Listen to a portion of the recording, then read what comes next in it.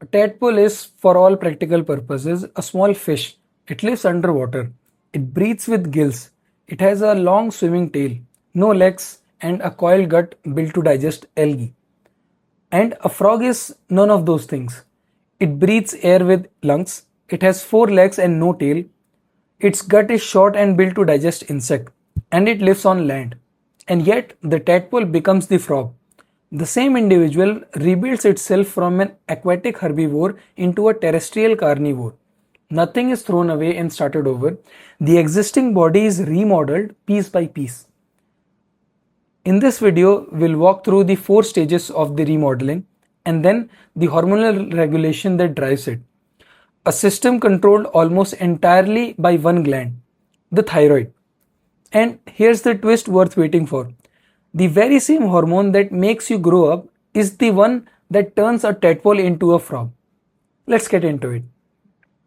What is amphibian metamorphosis? Metamorphosis in general is the transformation of an immature larval individual into a sexually mature adult. In amphibians, the larva is a tadpole and the transformation converts it into the adult frog or a toad. But before we list the stages, fix the central theme in your mind because every single change we discuss serves it. Everything that happens, the loss of gill, the growth of the lungs, the appearance of the limb, the shortening of the gut, the resorption of the tail, is in service of one shift from water to land, from plant food to animal food. If you understand the theme, you can reconstruct every individual change logically instead of just memorizing a list. And also understand the metamorphosis involves 3 kinds of change happening together: growth, regression, and remodeling. Growth is the formation of new structures, and these are limbs and lungs. Regression, the larval structures which are destroyed, and these are gills, tail. And finally, remodeling. Existing organs are rebuilt, and these organs are the gut, the skin, and the nervous system.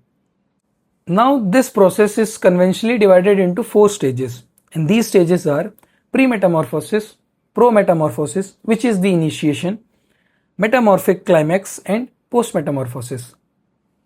Let's talk about the first stage of metamorphosis, premetamorphosis. The early tadpole phase. The dominant activity here is not transformation at all. It is simply growth. There is a rapid increase in size. The tadpole's whole job at this stage is to eat and get bigger. Building up the body mass, it will later need to remodel. The gills grow and develop to facilitate aquatic respiration. At this point, the animal is fully committed to underwater life, and the gills are its lungs. Tadpoles are herbivorous, feeding on algae and small plants. This matters, and it explains an anatomical feature. To digest plant matter, the tadpole has a very long coiled intestine. Plant materials are hard to break down and needs a longer gut. Hold on to that fact because it reverses dramatically later. The body is streamlined for swimming with a long tail. The tail is the tadpole's only means of propulsion. There are no limbs yet. During this stage, the developing limb bud can receive thyroid hormone and use it to start leg growth. This is the key preparatory event. The tissues are becoming competent. That is, they are gaining the receptor that let them respond to the thyroid signal. No visible transformation yet, but the machinery is being put in the place. Different tissue acquire these competence at different times, which is exactly why the changes later happens in a set sequence rather than at once. Let's talk about the second stage, prometamorphosis. Now visible transformation begins. This stage is called prometamorphosis or the initiation of the metamorphosis, and it is denoted by the appearance of new structures and the first regression of old ones. Hind limb development. The hind limb starts to grow and becomes visible. In frogs, the hind limbs always appear first and externally. This is one of the easiest field markers that a tadpole has begun metamorphosing. Resorption of the gills. The gill starts to regress as the lungs begin to develop. This is a beautifully coordinated handover. The animal cannot afford to lose its gills before the lungs are ready. So the two processes are timely against each other. Destruction and construction running in parallel. Eyes. The eyes becomes more prominent and starts to adjust for vision in the terrestrial environment. The tadpole's eyes are repositioned and remodeled for aerial vision, and in frogs for the wider binocular field, a predatory need. Changes in the digestive system. The digestive tract begins to shorten and change to prepare for a carnivorous diet. Remember that long coiled herbivore gut from stage 1? It now begins to shorten drastically because animal protein is far easier to digest than plant matter and needs a much shorter intestine. This is one of the most dramatic internal remodeling event in the whole process. And what is driving all this? Thyroid gland. Thyroid gland is now mature and secretes more thyroid hormone. This is the engine. The maturing thyroid ramps up hormone output, and because the tissues become competent in stage 1, they now begin to respond. Rising thyroid hormone is a signal that pushes the tadpole out of the pure growth and into the transformation. Now let's talk about the third stage, metamorphic climax. This is the peak, the most rapid radical phase, when the thyroid hormone level reaches its maximum and the body changes fastest. This is the stage where a recognizable frog finally emerges. Forelimb emergence. The forelimb emerges from the body, completing the development of all four limbs. Now the sequence. Hind limb appear back in prometamorphosis. The forelimb comes out now at the climax. Interestingly, the forelimbs actually develop hidden beneath the gill covering and then break through, which is why they seem to appear suddenly. Tail resorption. The tail starts to shrink and is eventually fully resorbed. This is the signal event of climax. The tail is not shed or broken off. It is digested from within. Its cells are dismantled by programmed cell death, which is apoptosis, and by the tadpole's own lysosomes enzyme, and the released nutrients are recycled to help build the new adult tissue. The frog literally feeds on its own tail. This is why frogs typically stop eating during the climax. They are living off the resorbing tail. Lung development. The lungs fully develop, allowing the animal to breathe air. The gill to lungs handover that started in previous stage is now completed, and the young frog begins surfacing to breathe. Skin changes. The skin thickens and develops glands suitable for terrestrial life. Mucous gland to keep the skin moist for cutaneous respiration, and glandular gland for defense. The skin also gains the ability to resist water loss on land. Digestive system. The gut is remodeled to complete the transition from herbivore to carnivore. The shortening that begins earlier is finished, producing the short simple intestine for the insect eating adult. The final stage, post-metamorphosis. The settling in phase. The dramatic remodeling is done. Now animal fine-tunes and matures. The organism now resembles a miniature adult but continues to grow and mature. The froglet has the adult body plan, but it is small and not yet sexually matured. Full maturity comes with continuous growth. Completion of tail resorption. Any remaining tail completely disappears, leaving the tailless adult body form characteristics of frogs and a toad.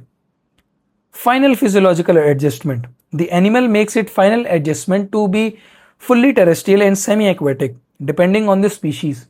For instance, turning the kidney and skin to balance water on land rather than dumping it as an aquatic larva.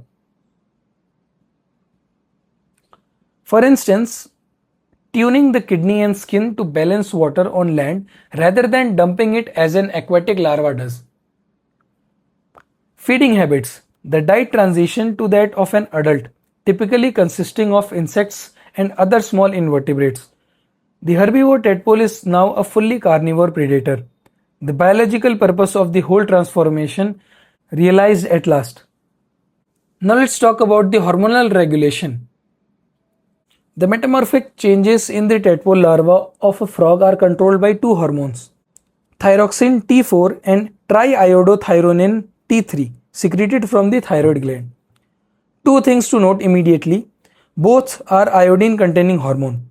T4 carries 4 iodine atoms, T3 carries 3. Iodine is therefore essential.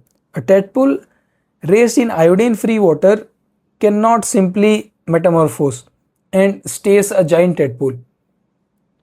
T3 is more potent than T4. In fact, T4 is largely a circulating prohormone. It is converted in the target tissue into more active T3, which does most of the actual work. Both are necessary for the chemical and morphological changes during the metamorphosis. Now, where does the thyroid gets its instruction? These changes are produced by the influence of the anterior pituitary hormone, TSH, thyroid stimulating hormone. TSH from the anterior pituitary is what tells the thyroid to release T3 and T4. And one level higher, the secretion of TSH depends upon the release of thyrotrophin releasing hormone from the hypothalamus. So we have a 3-tier chain of command, the classical HPT axis. The hypothalamus releases TRH, which travels to the pituitary. The anterior pituitary responds by releasing TSH, which travels to the thyroid. The thyroid responds by releasing T3 and T4, which act on every target tissue in the body and promotes metamorphosis. Regulation by the feedback. The secretion of thyroid hormone is regulated by a feedback mechanism. As the level of T3 and T4 in the body rises, those hormones feed back to the hypothalamus and pituitary and inhibit further release of TRH and TSH. This is the negative feedback, and it's what keeps the hormone level controlled rather than run away. There is one more hormone, and it plays the opposite role, which is prolactin. It's secreted by anterior pituitary and delays metamorphosis. Think of prolactin as the amphibian counterpart of insect juvenile hormone, the stay young signal. Let's just quickly recap. We have read 4 stages of metamorphosis, all serving one goal: aquatic herbivore to terrestrial carnivore.